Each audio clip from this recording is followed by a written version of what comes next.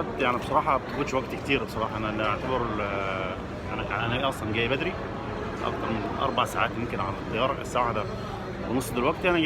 أنا جاي قبل مع الطيارة ب3 ساعات ونص. بدي فرصة الواحد يوزن براحته مش عارف إيه، يظبط أموره يعني. وما شاء الله العدد برضه ماشي الحال يعني. عدد برضه عدد كويس يعني بالنسبة للناس اللي مسافرة مصر يعني. فإن شاء الله تكون معاكم كده خطوة بخطوة وتبقى تمام. دلوقتي احنا في مرحلة وزن الشنط عشان متجهين لمصر ان شاء الله. ف انا مغلف في البيت بس زيت الزيتون كان هيرجعنا ابو ظبي تاني. بنصح اي حد يعني بصراحة يسافر ما ياخدش معاه زيت زيتون. يعني في اي شنطة، سواء الشنطة مثلا اللي فوق معاك على الطيارة اللي هي 7 كيلو او الشنطة حتى اللي هي 23. ده بيسبب مشكلة كبيرة على فكرة يعني. الافضل ينشحن يعني. لولا يعني بصراحة الناس هنا محترمة يعني تقبلوا الأمور إن هو نازل علاج ومش عارف إيه. بصراحة كان عمل لي مشكلة كبيرة على فكرة يعني. طبعا احنا وزننا على خير الحمد لله، بس جابتني بصراحة يعني جابني مشكلتين. المشكلتين دول كانوا فعلا يعني يعني كان ممكن يراجع الواحد او كان بصراحة يتعب يعني. موضوع ان الواحد برضه يعني حتى لو انت عندك خبرة في السفر بس بتعدي عليك بعض حاجات. يعني زيت الزيتون انا واخد زيت زيتون مثلا في جزائز وقال لك ممنوع، لازم الزيت ده يتشحن، ممنوع اصلا يطلع معاك على الطياره، او ممنوع حتى يطلع في الباكج اللي هو الكبير يعني، اللي هي الوزن الشنطه الكبيره يعني. دي اول حاجه. والحاجه الثانيه برضه اللي جابلتني برضه مشكله ان انا برضه يعني واحد جنبي كده بيوزن برضه. جابتها مشكله اللي هي بتاعت ان هو واخد آه، زي الحاف كده او بطانيه. تمام. ده برضه مشكله على الطياره ان ده برضه ممنوع. اي حاجه قبل الاشتعال مثلا برفانات مش عارف ايه، حاجات كلها بصراحه حاجات وقائيه. مش الموضوع ان هي مش الموضوع ان هو يعني هو بتراخم ولا بتاع، بس دي حاجات بصراحه وقائيه، حاجات احترازيه، ان دي ممكن فعلا تسبب مشاكل لك على الطياره. فاحنا خطوه خطوه كده وان شاء الله. انا كده الحمد لله قاعد في صاله الانتظار. حاليا قاعد في صاله الانتظار وقته خير ان شاء الله. لسه باقي حوالي بتاع ساعه ونص كده. ادعوا لنا نوصل بالسلامه.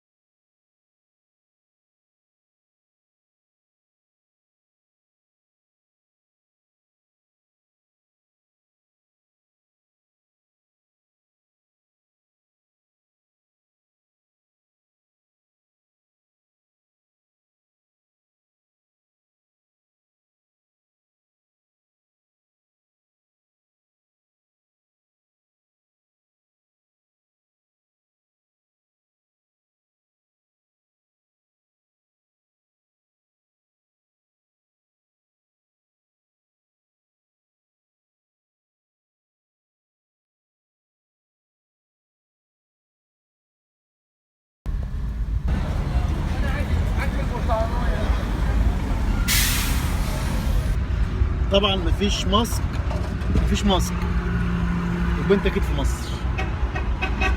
تحيا مصر.